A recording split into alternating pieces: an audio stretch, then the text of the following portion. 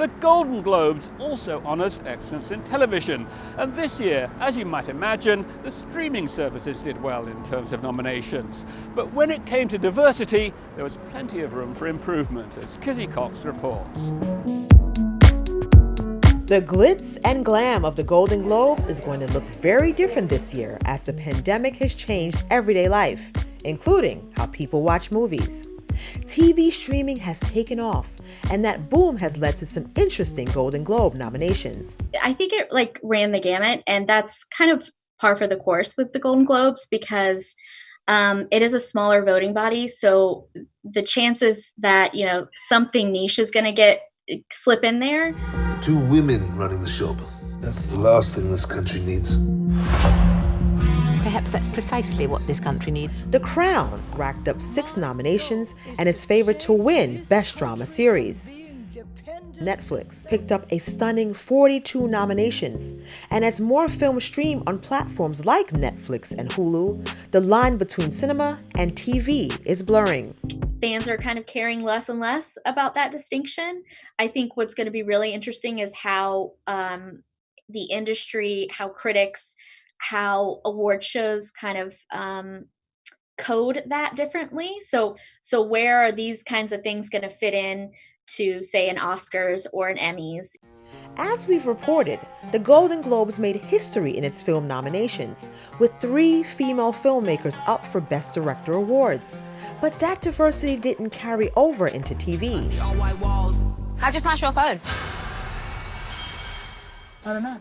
One glaring omission was Michaela Coel's I May Destroy You, which tells the story of a young woman trying to rebuild her life after being raped. Everyone and anyone talked about that show. We were all watching it together, and that was a really shocking one, especially because Michaela Coel is such a prolific writer, and she is, normally an industry favorite, and people really gravitate to her writing and the things that she produces and works on. Just because they don't want you here doesn't mean you're not supposed to be. Actors in the genre-defying Lovecraft Country, set in segregation-era United States, misses America about the 1970s movement to ratify the Equal Rights Amendment and its political backlash, and Never Have I Ever, following the ups and downs of a first-generation Indian-American girl, were also overlooked. While awards like the Golden Globes are not the only way the industry judges an artist's work, Angela Harvey, co-chair of the Think Tank for Inclusion and Equity, or TIE, says getting snubbed for one means missing more than just a swanky night out. It is cachet. It's greenlighting power for your next project. So, they open doors, they grant artistic freedom, they attract dollars.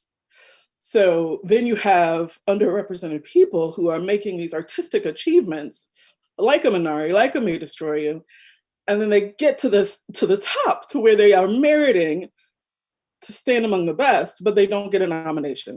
Harvey says another problem is that even though diversity programs are successful at bringing underrepresented writers into the industry, those writers face numerous barriers climbing up the ladder to positions of greater influence, which makes it nearly impossible for them to bring their shows to life for viewers to see. TIE's mission is to achieve greater representation and advancement to TV writers of color. And Harvey has some ideas on what the industry needs to do to make that happen.